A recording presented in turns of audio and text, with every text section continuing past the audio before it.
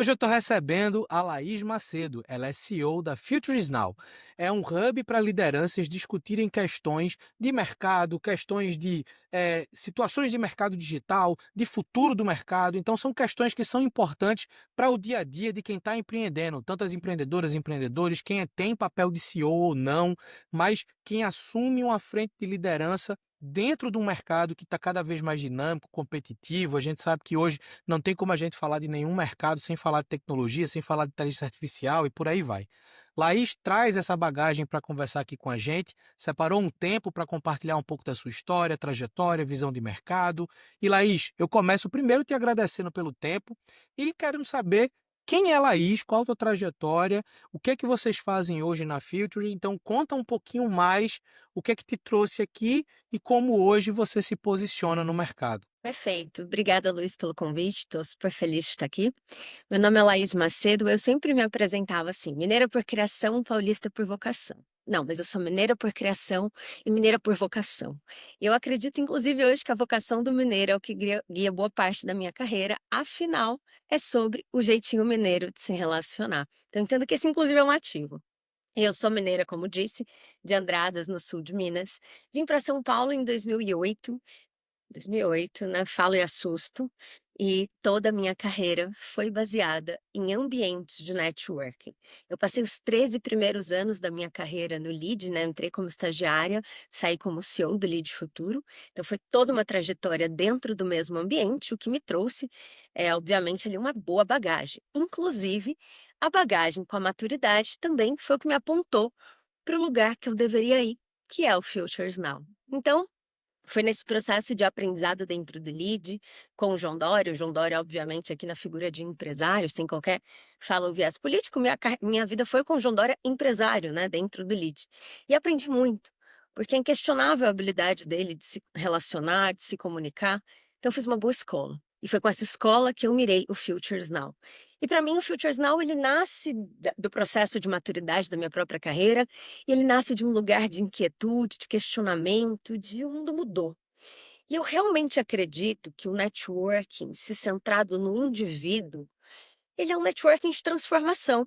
Então, quando a gente fala desses modelos de mercado, de negócios, de sociedade tão obsoletos, a gente precisa mirar e protagonizar uma mudança. E para mim, o protagonista dessa mudança é o líder. Então, ao conectar líderes que têm realmente essa intenção e essa atitude, eu acredito que a gente cria um ambiente potente ali para essa ebulição, para essa realização. Então, Futures Now é esse desejo de conectar, mudar, transformar, impactar. Então, para mim, é um lugar de muito manifesto, inclusive, e que eu tenho a oportunidade de portar um CNPJ com ele e ser meu business. Então, o Futures Now é uma plataforma de networking para líderes da nova economia.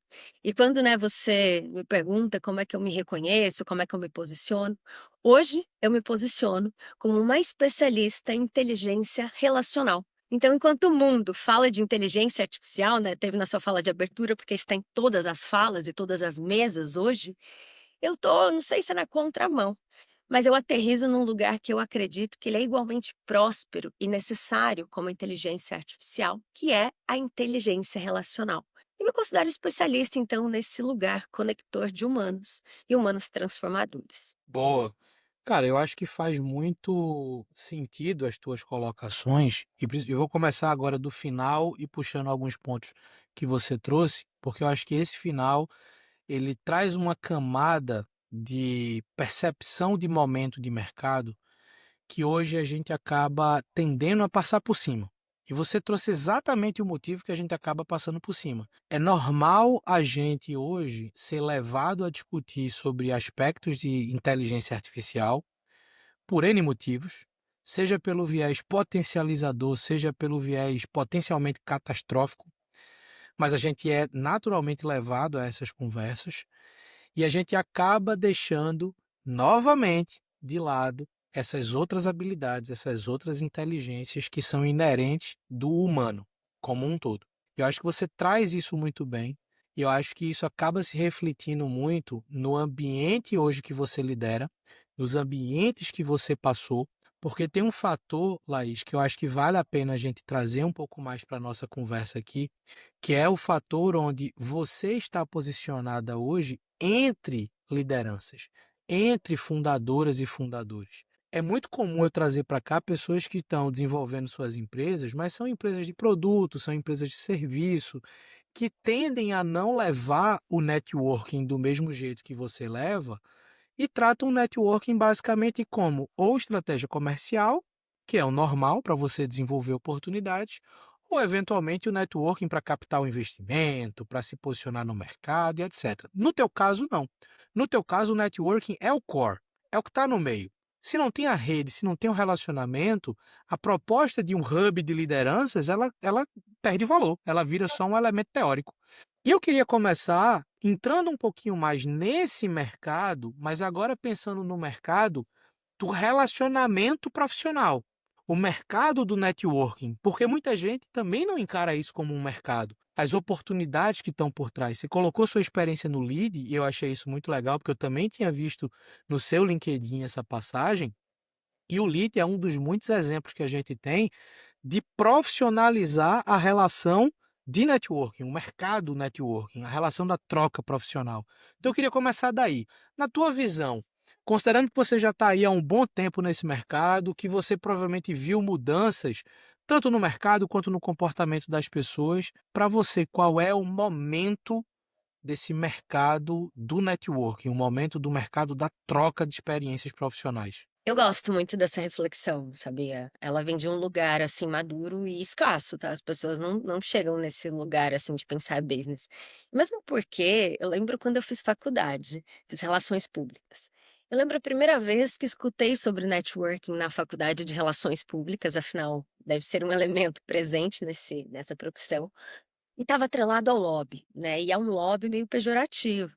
No Brasil, o lobby ele é pejorativo, né, ele é via de mão única, ele é baseado em interesses não necessariamente legítimos, naturais. Então, minha primeira percepção foi essa.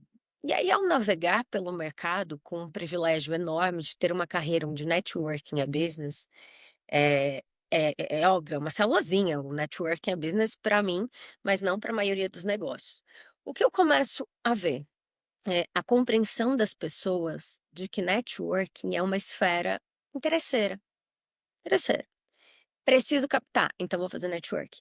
Preciso migrar de carreira, então vou fazer network.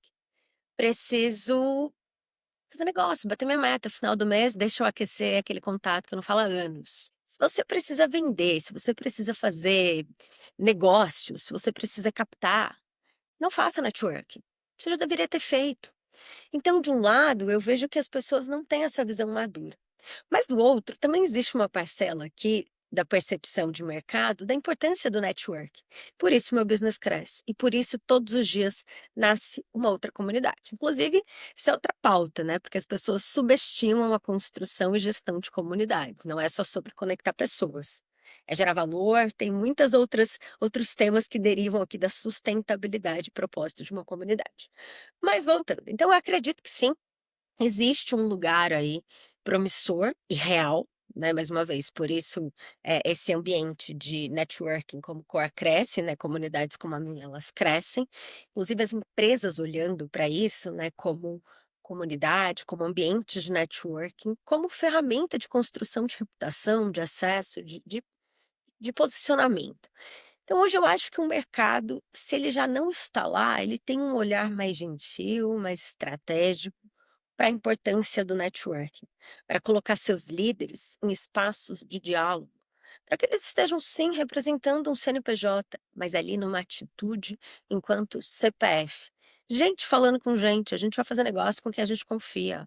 A gente vai investir na startup daquele fundador, que a gente tem uma relação com ele. Né, a gente sabe, não é um PowerPoint bonito ou linhas promissoras no Excel que hoje trazem dinheiro.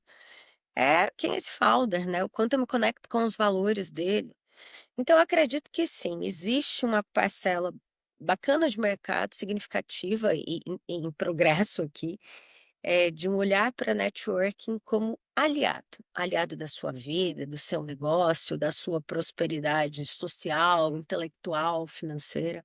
O networking também, se você escolhe o espaço certo, é repertório, né, repertório de vida, é repertório para tomada de decisão pela perspectiva do outro, daquilo que a gente já sabe, é apresentação para o novo.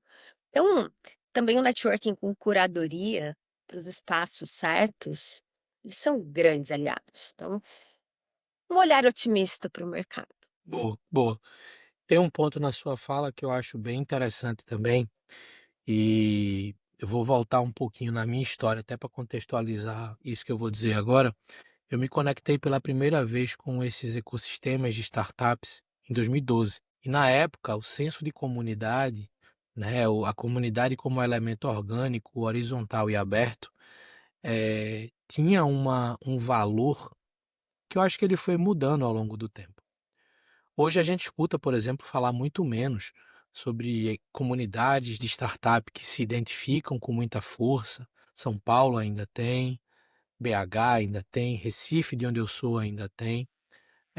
Mas a gente não vê isso com a mesma força que a gente tinha ali em 2015, 2016. E eu percebo que parte da tua fala tem muito a ver com o que pode ter levado essas comunidades a perderem força, que estava no argumento de entrada. A gente falava muito quando a gente recebia novas empreendedoras e novos empreendedores na comunidade aberta, de que era importante que essas pessoas, por mais inexperientes que fossem, que elas oferecessem ajuda antes de pedir alguma coisa. Que eu acho que está muito em linha do que você disse. As comunidades, as redes, os grupos, agora os clubes que vão surgindo aí ao longo do tempo, eles têm muito esse viés de eu vou entrar pela, pela necessidade ou por uma janela de oportunidade que primeiro me beneficia. E isso no curto prazo pode até fazer sentido. Algumas comunidades podem aceitar isso. Mas quando você pensa no médio e longo prazo, a pessoa que entra ali só para extrair da comunidade, ela é naturalmente deixada de lado. A gente brincava na época que eu estava mais à frente de comunidade de startup, que era a seleção natural das pessoas. Pessoas que entram só para tirar, elas são naturalmente colocadas de lado. Não que elas não possam tirar, mas que é importante que exista um mínimo de via de mão dupla, usando a linguagem que você usou e que para muita gente é via de mão única mesmo. E quando você leva isso para uma camada profissional, como a que você fez, você consegue institucionalizar essas coisas. Que eu acho que essa é a parte interessante sobre o que você faz. Porque quando a gente olha hoje movimentos como a Filtre e as comunidades que surgem aqui dentro, movimentos como o LEAD que você participou, movimentos como outros grupos que existem hoje aqui, existe meio que essa definição, seja latente, seja de percepção coletiva, de que é esperado um certo comportamento de todo mundo para justificar cada pessoa estar ali. É como se fosse uma forma de você manter a sua credencial de acesso àquela comunidade. E eu queria puxar ainda um pouquinho mais nessa linha, Laís, porque eu acho que a tua posição, eu acho que ela é bacana para conversar sobre isso também, até fugindo um pouquinho da minha pauta original, mas eu acho que tem muito em linha com essa tua última resposta, que é a seguinte: você falou, cara, as empresas e, obviamente, as empreendedoras e empreendedores associados a essas empresas tendem a se beneficiar enquanto empresa, enquanto posicionamento, através das relações. O que eu queria que você trouxesse um pouquinho mais é, hoje, como é que você enxerga, talvez, o momento, os próximos passos? Você falou muito de alinhamento entre as pessoas para gerar as conexões. Como é que tu vê hoje uma comunidade, um hub, como acelerador de crescimento de negócios? Essa sempre foi uma questão que se tinha no ambiente de startups, e eu acho que isso pode gradativamente também ser discutido dentro do ambiente empresarial como um todo. Como é que hoje vocês conseguem conectar a relação com o desenvolvimento dos negócios? Isso é interessante porque as pessoas chegam na comunidade, como dito por você, com uma certa ansiedade por aquilo que a gente falou no início, é a tomada de decisão tardia do "preciso fazer networking". Então eles chegam, Uhum. muitas vezes, querendo tirar: "Eu entrei, assim, o que que vocês podem me dar?". E eu escuto isso, a gente faz entrevista para as pessoas, entrarem na comunidade, é tipo: "Tá, o que que vocês vão me dar? O que que vocês vão gerar de valor para mim? O que eu vou fazer de negócio? Me apresenta teu mailing para ver quem é meu cliente". Sim, você falou isso para mim, você já não está apto para minha comunidade. Existem comunidades que sim, o objetivo é: "Vamos fazer negócio". Eu não é o meu modelo, não é onde eu estou, nem desejo estar. Para mim, é sobre colaboração, inclusive a nossa comunidade, o DNA dela, a sustentabilidade dela, está em colaborar, nessa ação colaborativa entre os membros. Porque aquilo que você sabe, aquilo que você já viveu, quem você conhece, isso vira um ativo para o outro. E quando você traz isso de forma genuína, generosa, para esse contexto de troca, o networking acontece. E é um momento que eu afirmo às pessoas: você vai fazer negócios, mas a gente tem que entender negócios como consequência de relações de confiança bem estabelecidas, né. Então como é que eu conecto as pessoas aqui, para que elas gerem valor? Eu conecto trazendo elas para uma intenção e para uma atitude colaborativa. E obviamente, algumas vezes com dinâmicas mais explícitas. Como eu posso te ajudar? A gente tem essa categoria de evento. De fato, a gente vai falar sim de ajuda, de negócios, mas quando a gente cria esse ambiente colaborativo, hoje eu tenho quase 200 membros, eu deixo de ter 200 fontes de 200 pessoas de oportunidade, crio 200 fontes de oportunidade. Por quê? Quando eu estou ali entendendo que é um ambiente de troca e não um ambiente de gente interesseira, é um ambiente de bons interesses ali, então aquilo que eu sei, quem eu conheço, eu trago para servir a comunidade. É aquele momento que eu estou numa mesa ali com oportunidade, estou citando o nome de um membro da comunidade. Ele nem sabe, mas eu estou ali abrindo uma porta para ele, porque a gente se conectou num lugar real. Então quando alguém chega, entrou na comunidade, em vez de tatear, seguir uma dinâmica de um onboarding, entender esse lugar de colaboração, ser mais escuta do que fala, ser uma presença ali generosa, de acolhida, de interesse no outro, né, de escuta. Quando as pessoas chegam ansiosas, né, elas já chegam no pitch de venda, o que que você faz, já tentam te empurrar alguma coisa, elas não imaginam que elas estão demolindo uma ponte, levantando um muro. E é muito difícil quando a gente precisa derrubar esse muro. Muito difícil as pessoas reconstruírem percepções, imagens que elas já construíram das outras pessoas por esses contatos iniciais, né. São milésimos, poucos segundos para a gente formar uma opinião sobre alguém. E para reconstruir é muito tempo. Então, para mim, assim, essas comunidades, para como é que a gente gera conexão, como é que a gente gera valor, se posicionando como um ser humano interessante, de muitos interesses e interessado no outro. E ali a gente planta, porque é uma colheita. Então, se você chega ansioso na demanda de curto prazo, de fazer negócio, bater uma meta, é um ambiente de muro, não é um ambiente de ponte. Não sei se eu te respondi. Sim, sim. E eu acho que isso já puxa diretamente para uma outra questão que você colocou aí da sustentabilidade da comunidade.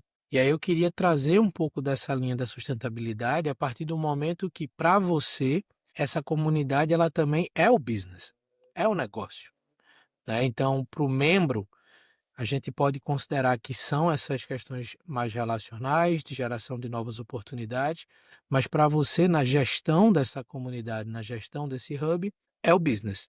E como o business precisa parar de pé, precisa pensar em crescimento, precisa pensar até num determinado sentido em competitividade, no sentido da atenção, engajamento, senso de pertencimento dos seus membros.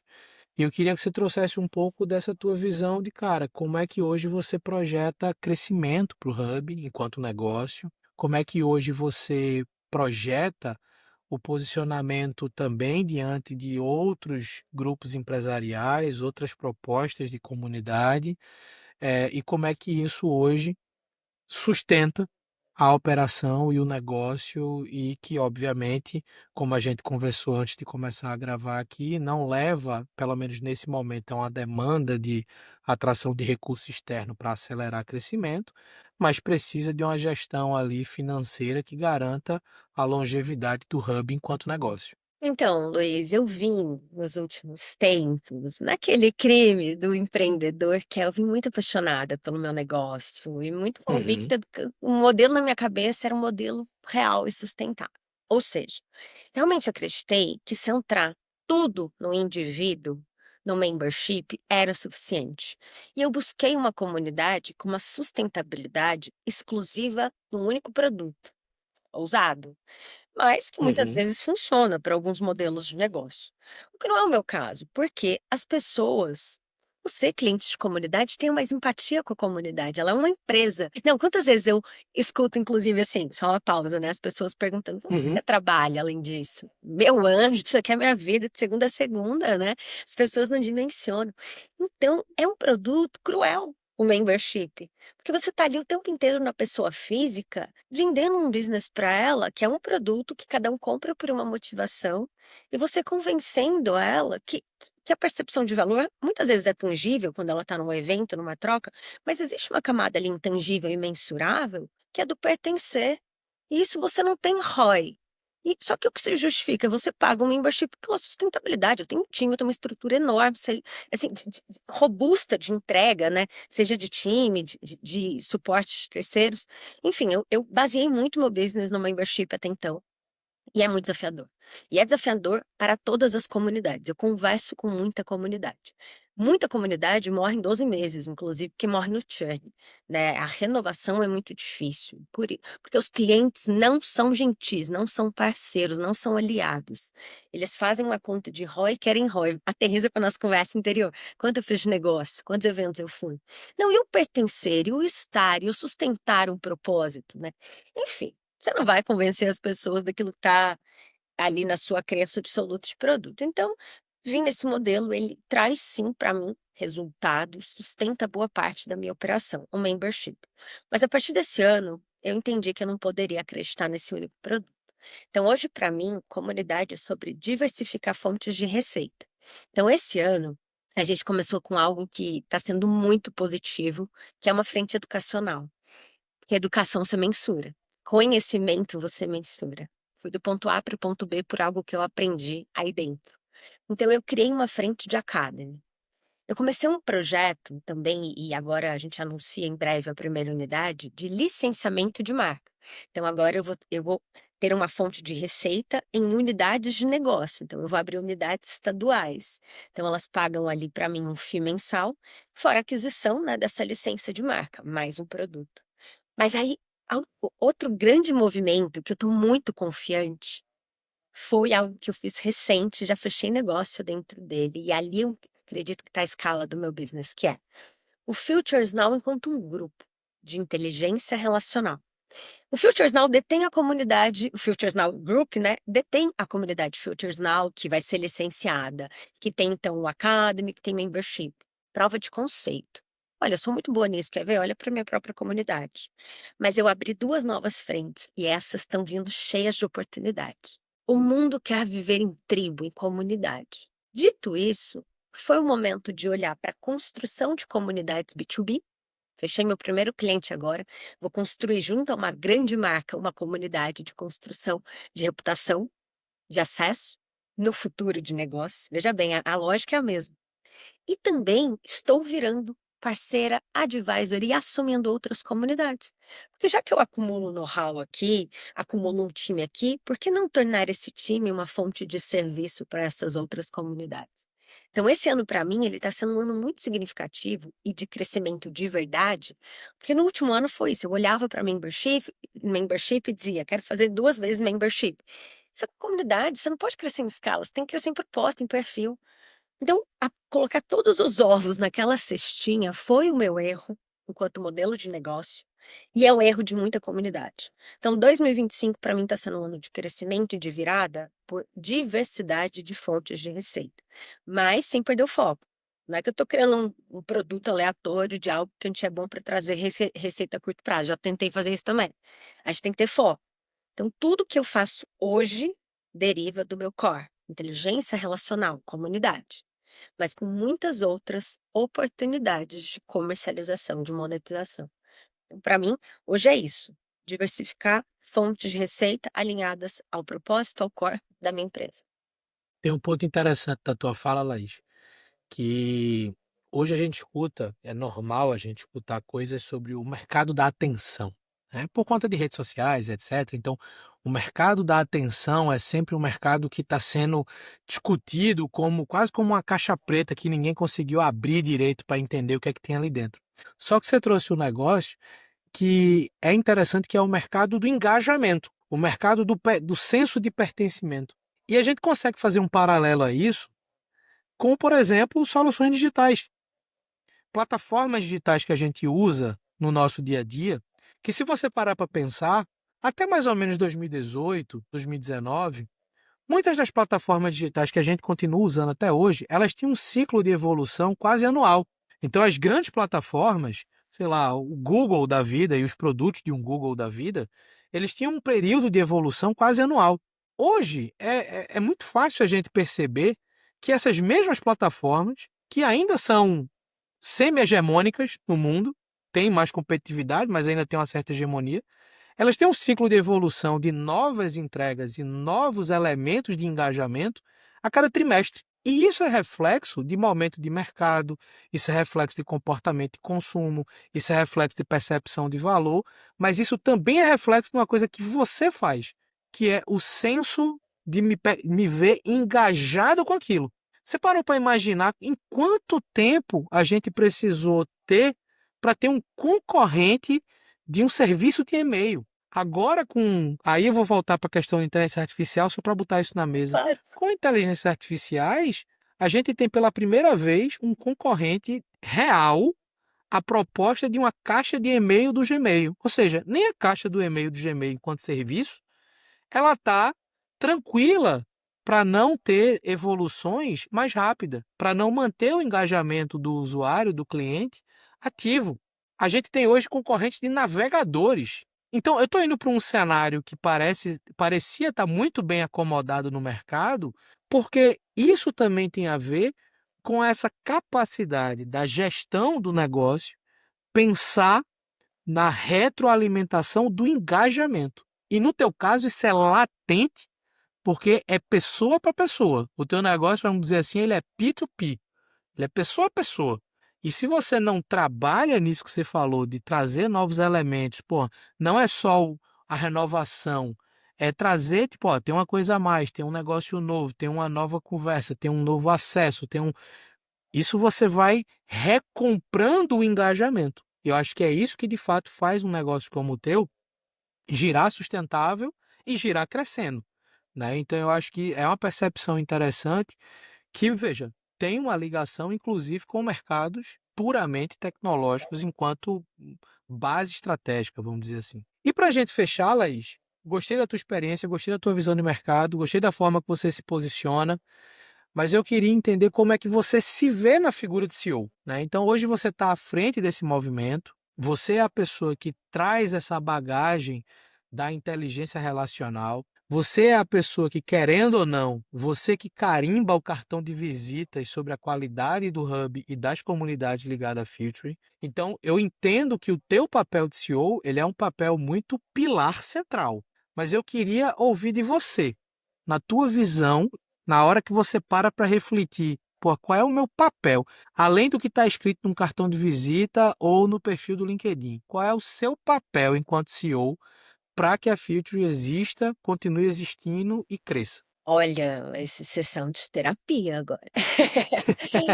2 razões. A primeira é sobre unir, assim, o que vibra no meu coração enquanto propósito, que vibra no meu cérebro enquanto estratégia, e fundir e externalizar. Acho isso muito difícil, né. Isso é muito difícil para o seu founder, porque o business está dentro dele.